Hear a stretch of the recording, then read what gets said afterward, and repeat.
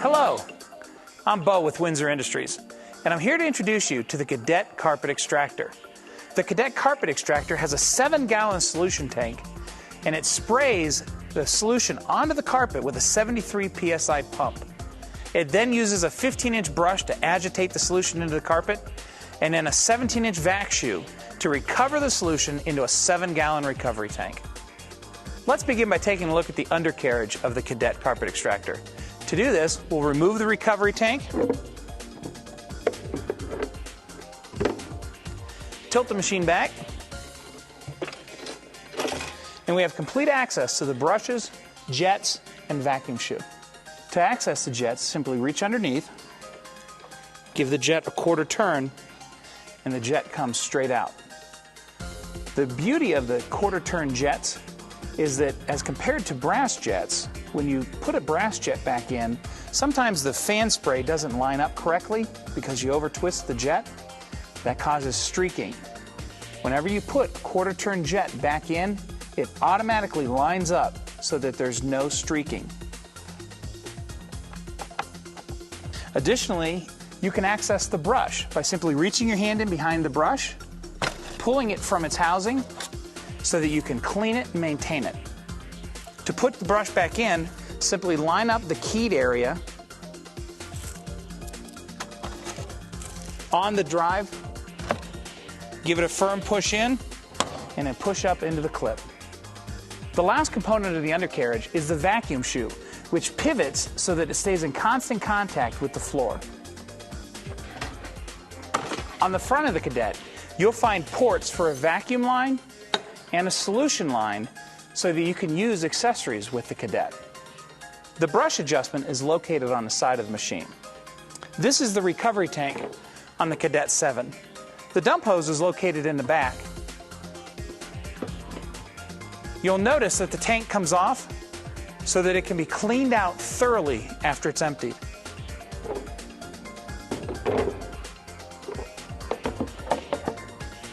The control panel on the Cadet 7 consists of 3 buttons.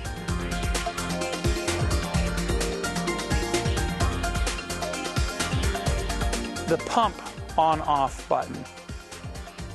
The vacuum on-off button. And then the constant and intermittent spray button. To have intermittent spray, which you would use in small areas when you're constantly turning on and off the pump, simply depress the top of this switch.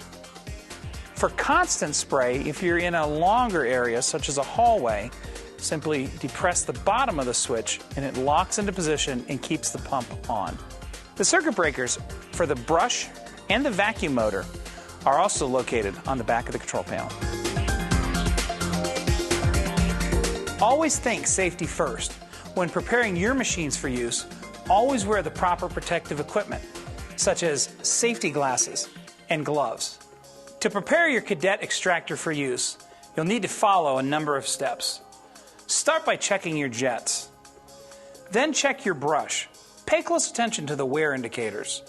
Fill your solution tank with fresh water and then add chemical, being sure to measure and dilute properly. When replacing the recovery lid, be sure that you can read all the writing on the recovery dome from behind the machine. That way, it'll be seated properly.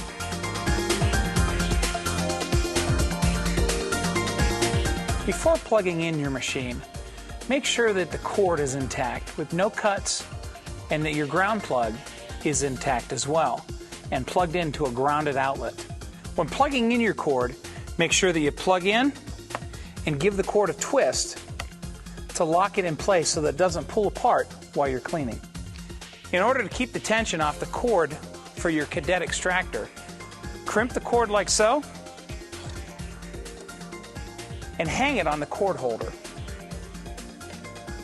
To adjust the brush, simply turn the brush motor on with the brush height adjuster in the storage position. Then lower notch by notch until you hear the pitch of the motor change and the brush comes in contact with the carpet. Then lower one more notch and your brush is adjusted correctly. To begin using your Cadet extractor, turn the vacuum on, turn the pump on, and then select either constant or intermittent on the spray button. To select constant, press the button down. To select intermittent, hold the button in. When you can see the water beginning to come through the recovery dome, the machine is operating perfectly. Be sure to stop, release the spray button, and pull back another foot and make an overlap pass of your previous pass.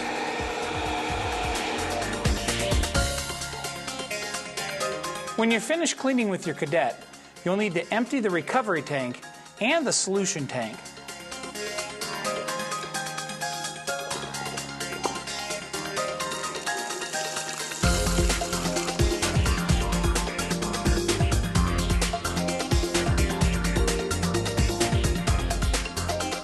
Rinse your recovery tank thoroughly.